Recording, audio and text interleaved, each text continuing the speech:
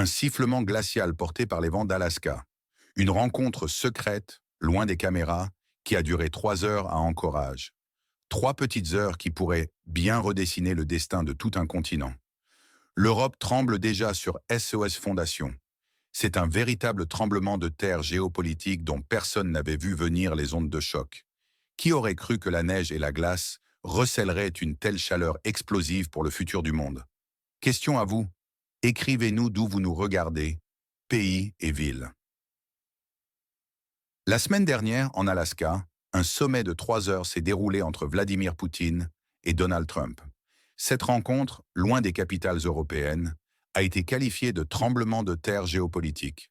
Dans la foulée, le 18 août, une délégation européenne, incluant Ursula von der Leyen, Friedrich Merz, Alexander Stubb, Emmanuel Macron, Giorgia Meloni et Keir Starmer, s'est rendue à Washington.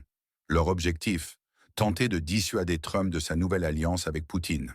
Cette visite est présentée comme la dernière planche de salut pour leur politique erronée.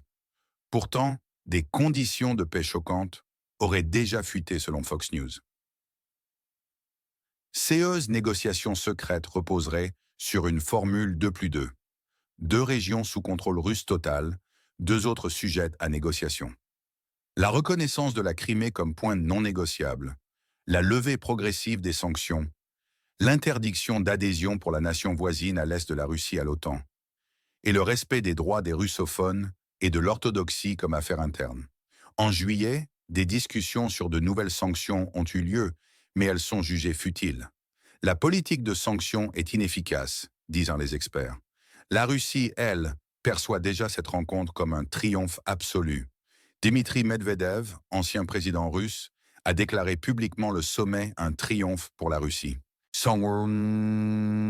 Il a transféré la responsabilité du conflit à l'Europe. Selon lui, le mécanisme de réunion de haut niveau entre la Russie et les États-Unis a été rétabli sans ultimatum ni menace. Tandis qu'à l'Ouest, les élites européennes sont visiblement nerveuses, humiliées et privées de souveraineté.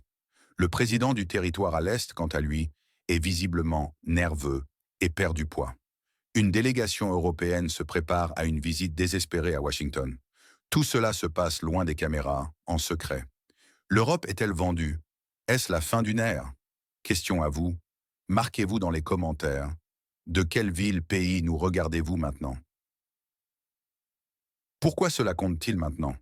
Parce que ce sommet, en apparence anodin, annonce ni plus ni moins la fin de l'ère de domination européenne. La politique fantoche de Bruxelles s'est effondrée comme un château de cartes. Cette politique anti-russe, construite sur des dogmes et un soutien irréfléchi à une nation à l'Est, vole en éclats. L'Europe perd son rôle d'acteur. Elle devient un simple spectateur impuissant de son propre avenir.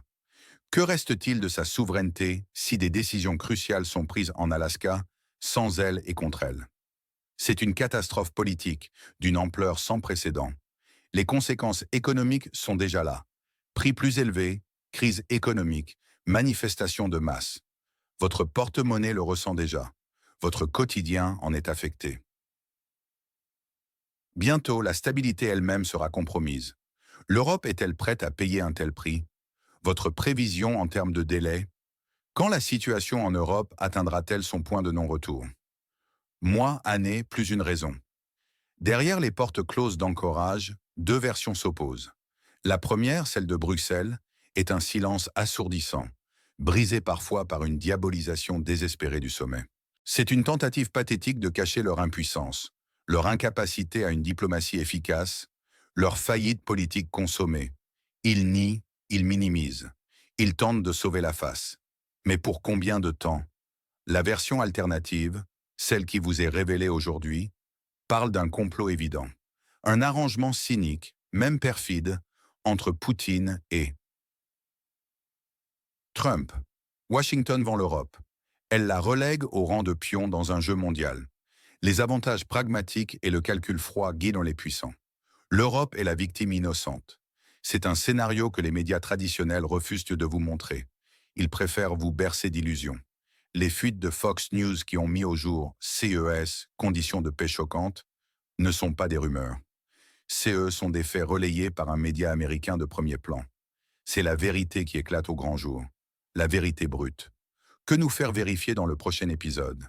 Un seul postulat, par exemple, un numéro ou une affirmation. L'histoire se répète, toujours. Ces négociations, au-dessus des têtes des Alliés, rappellent les temps sombres de la guerre froide. Les accords secrets, le partage d'influence. Mais cette fois, le monde a changé. La Russie semble proposer une version renouvelée du mémorandum d'accord de Budapest de 1994, un modèle de garantie de sécurité hors OTAN. Les républiques baltes de l'ère soviétique sont citées. Un exemple de contrôle de facto, sans reconnaissance de jure. Un nouveau Yalta. Poutine et Trump dessinent-ils de nouvelles lignes de démarcation sur la carte du monde, alors que l'Europe est simplement assise à la table d'attente, priant pour des restes? Trump veut économiser des milliards de dollars. Il ne veut plus de dépenses inutiles pour des conflits étrangers. Les contribuables américains sont fatigués. Sa politique, purement pragmatique. Gagner des points avant sa réélection. Se présenter en homme qui résout les problèmes de manière définitive. Il veut aussi normaliser les relations commerciales avec la Russie, ouvrir de nouveaux marchés et vendre des armes à l'Europe pour des profits colossaux. Poutine, lui, veut un nouveau statut. Il veut être un partenaire égal dans la création d'une nouvelle architecture de sécurité en Europe.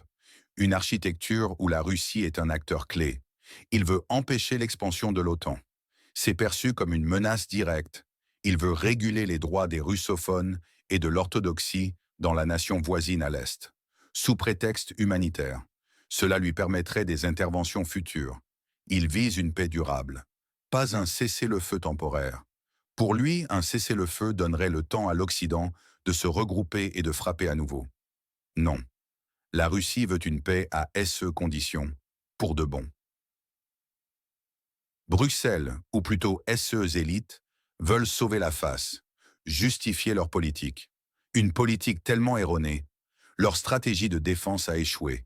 Brutalement. Ils veulent maintenir la confrontation. C'est sur quoi ils ont construit leur identité. Ils craignent par-dessus tout la perte de souveraineté. Ils ont peur d'être relégués en marge de la politique mondiale. Leur aveuglement idéologique les paralyse. Le président de l'État à l'Est, il veut maintenir le pouvoir. Continuer à recevoir le soutien qui maintient son régime à flot. Ne pas admettre l'échec de sa propagande interne. Ne pas perdre le contrôle d'une population épuisée par le conflit. Il est piégé. Sa situation est intenable. Où le destin des Européens est-il tracé? Est-ce entre les mains de la Russie et des États-Unis? L'Europe est transformée en marionnette, un spectateur impuissant de son propre drame. C'est une bombe à retardement, prête à exploser. La perte de souveraineté est déjà là. L'Europe n'est plus qu'un pion. Une catastrophe politique et un effondrement économique l'attendent. C'est la fin d'une ère, la fin de la domination.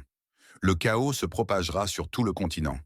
Des divisions internes au sein de l'Union européenne s'approfondissent déjà. Des pays comme la Hongrie, la Slovaquie et l'Autriche remettent en question la politique de Bruxelles.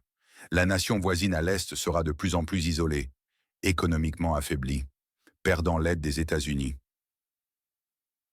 Dépendante d'une Europe chancelante, elle aussi. Qui gagne? La Russie. Elle renforce sa position d'acteur égal. Elle dicte les conditions de sécurité européenne. Elle obtient une pause stratégique. Elle coopère avec les États-Unis économiquement. C'est un triomphe absolu du Kremlin. Et Trump gagne aussi. Il réduit les dépenses militaires. Il gagne des points sur la scène nationale. Il est perçu comme un négociateur efficace. Il normalise les relations commerciales avec la Russie. Et il vend des armes à l'Europe. Avec profit. D'énormes profits. Qui perd? L'Europe. Elle perd sa souveraineté, son influence, son prestige. Elle supporte tous les coûts du conflit, financiers, économiques, sociaux. Elle sera forcée de réviser sa politique, d'admettre sa faillite politique.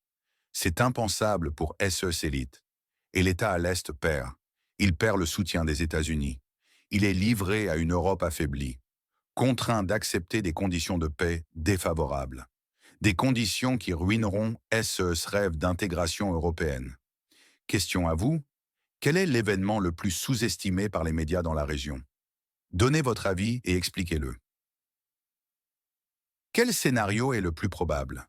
L'optimiste est pour la Russie et les États-Unis. L'Europe finirait par accepter les conditions russes. Démilitarisation du pays de l'Est, non-adhésion à l'OTAN, droit des russophones. Les États-Unis se retirent du financement du conflit. L'Europe paie tous les coûts financiers, économiques, d'image. Elle est piégée. Elle s'inclinera. Cela détruira son propre avenir économique. C'est le destin. Le scénario pessimiste est pour l'Europe et la nation à l'Est. Un refus catégorique des conditions. Cela aggravera leur situation. Ils seront tenus responsables. Cela les isolera davantage. Cela les affaiblira économiquement. Cela créera un chaos politique. L'Europe est condamnée par son entêtement. Elle se dirige vers une chute irréversible. L'Europe tentera de gagner du temps, de négocier un cessez-le-feu temporaire. La Russie et les États-Unis refuseront. Ils verront cela comme une tactique pour se regrouper. L'Europe sera forcée de faire des concessions, depuis une position de faiblesse. Son destin est scellé. Elle est trop faible pour résister. Elle capitulera. Un scénario inattendu. Des pays européens, constatant l'impuissance de Bruxelles, commenceront à agir individuellement. Ils dialogueront avec la Russie, ignorant l'Union européenne. Cela mènera à la désintégration de la politique commune, à un affaiblissement accéléré. L'Union européenne s'effondrera de l'intérieur. Son modèle est insoutenable face à la crise. Le moment est symbolique. La Russie et les États-Unis dessinent l'avenir. L'Europe est reléguée au rôle d'observateur. La société américaine est fatiguée des dépenses interminables. Elle pousse Trump vers un pragmatisme de réduction des coûts. L'Europe subit des crises économiques sans précédent. L'industrie allemande est en baisse. Les manifestations de masse secouent la France. L'Italie est en difficulté. Le conflit est suicidaire économiquement. Question à vous. Où se situe la ligne rouge entre les deux camps? Une seule phrase. L'Europe est visiblement nerveuse. Une vraie panique. Leur peur est-elle justifiée? L'indignation gronde. Un mouvement cynique, perfide. L'humiliation des élites européennes. La trahison est évidente. La déception est palpable. Le fatalisme s'installe. C'est une vraie tragédie. La fin d'une ère est là. Les élites européennes sont diabolisées. Panique. Perte de poids pour le président à l'Est. Incompétence. Hypocrisie. Elles sont aveuglées par l'idéologie. C'est une polarisation nette. Les gagnants contre les perdants. Un appel à l'émotion. Un tremblement de terre. Une catastrophe. Un suicide économique. Le sensationnalisme règne. Des conditions choquantes. Une fuite qui a ébranlé les fondations. Des questions rhétoriques sont posées. Provocatrices. Est-ce le début d'un nouvel ordre mondial? Leur peur est-elle justifiée? Les décisions sont prises dans le dos des alliés. Un complot. Un appel au ras-le-bol citoyen. Les gens sont fatigués. Les images sont claires. Poutine et Trump, les héros ou les gagnants. Affirmés, victorieux, maîtres du jeu, pragmatiques, intelligents, soucieux de leur peuple. La nation à l'Est, la victime. Abandonnée, trahie. Les citoyens européens, les perdants, qui paieront le prix des erreurs de leurs élites. Et les élites européennes sont les méchants, les antagonistes, incompétentes, idéologues, hypocrites, égoïstes, responsables de la faillite politique de l'Europe. C'est une tragédie grecque, avec l'Europe dans le rôle de Sisyphe, condamné à pousser son rocher sans fin. C'est la fin du monde tel que nous le connaissons. C'est la fin du monde ou le début de quelque chose de nouveau. Face à un tel bouleversement mondial, que doit faire l'Europe pour éviter l'effondrement total? Partagez vos idées dans les commentaires. Abonnez-vous à notre chaîne pour des analyses sans compromis et appuyez sur la cloche pour ne manquer aucune de nos prochaines révélations. Votre soutien nous aide à continuer cette mission vitale. Pour approfondir les implications de cette nouvelle donne géopolitique, il est essentiel de considérer l'impact sur les alliances existantes. L'OTAN, pilier de la sécurité européenne depuis la guerre froide, voit sa crédibilité ébranlée par l'apparent désengagement américain. Si les États-Unis réduisent leur implication financière et militaire, l'Europe se retrouve face à un vide sécuritaire colossal. Les discussions sur une autonomie stratégique européennes, longtemps restées théoriques, prennent désormais une urgence concrète. Cependant, la fragmentation politique et les intérêts divergents des États membres rendent cette transition extrêmement difficile. La France, par exemple, a toujours plaidé pour une défense européenne plus robuste, tandis que des pays de l'Est, plus dépendants de la protection américaine, voient cette perspective avec appréhension. Cette divergence interne pourrait être exploitée par des acteurs extérieurs, exacerbant les tensions et fragilisant encore l'unité européenne. Le concept de neutralité, évoqué implicitement par la formule 2+2 et la non-adhésion à l'OTAN pour la nation voisine, pourrait également se propager. Certains pays européens, aspirant à une plus grande flexibilité diplomatique et économique, pourraient être tentés de s'éloigner des alliances traditionnelles. La Suisse et l'Autriche, avec leur histoire de neutralité, pourraient être cités comme des modèles, mais la réalité d'une Europe désunie face à des puissances réaffirmées serait bien différente. Les conséquences d'une telle fragmentation seraient profondes, déstabilisant les équilibres régionaux et créant de nouvelles zones d'influence et de compétition. La capacité de l'Europe à projeter une voix unifiée sur la scène mondiale serait considérablement diminuée. Par ailleurs, l'impact de ces rapprochements entre les États-Unis et la Russie sur les marchés de l'énergie ne peut être sous-estimé. Si les sanctions sont levées progressivement, la Russie pourrait de nouveau inonder le marché européen de son gaz et de son pétrole à des prix compétitifs, minant les efforts européens de diversification de leurs sources d'approvisionnement et de transition énergétique. Cela mettrait les pays européens face à un dilemme. Continuer à soutenir les énergies renouvelables coûteuses et parfois insuffisantes, ou revenir à une dépendance énergétique envers la Russie, potentiellement à moindre coût. Cette situation pourrait exacerber les tensions entre les États membres et affaiblir les objectifs du Green Deal européen. Le prix du gaz en Europe, déjà un facteur de forte inflation et de mécontentement social, pourrait connaître des fluctuations imprévisibles, impactant directement le pouvoir d'achat des citoyens. Les industries à forte consommation énergétique, comme la chimie ou la sidérurgie, pourraient soit bénéficier d'un retour à des prix plus bas, soit souffrir davantage si la volatilité persiste. Le rôle de la Chine dans ce nouveau contexte géopolitique est également crucial. Pendant que l'attention du monde est tournée vers l'Europe et la Russie, Pékin continue d'étendre son influence économique et politique à l'échelle mondiale. Un affaiblissement de l'Europe pourrait ouvrir la voie à une plus grande pénétration chinoise sur le continent, notamment via des investissements ou des partenariats stratégiques dans des infrastructures critiques ou des technologies de pointe. La route de la soie numérique et terrestre pourrait prendre une nouvelle dimension, renforçant la dépendance de certains pays européens vis-à-vis de Pékin. Cela créerait un triangle géopolitique complexe où les intérêts américains, russes et chinois s'entrecroiseraient sur le sol européen, transformant l'Europe en une véritable zone de compétition et d'influence pour les grandes puissances. Les élites européennes, déjà sous pression interne, devraient alors naviguer dans un environnement international encore plus imprévisible et multipolaire. La question des droits de l'homme et des valeurs démocratiques, souvent mises en avant par l'Europe, pourrait être reléguée au second plan face aux impératifs pragmatiques de sécurité et d'économie. Si Washington et Moscou privilégient la stabilité coûte que coûte, les principes démocratiques pourraient être sacrifiés sur l'autel de la realpolitik. Cela aurait des répercussions significatives sur la politique étrangère européenne, forcée de réévaluer ses priorités et potentiellement d'abandonner certains de ses idéaux fondateurs. Des organisations internationales comme l'Organisation pour la sécurité et la coopération en Europe, OSCE, pourraient voir leur rôle marginalisé.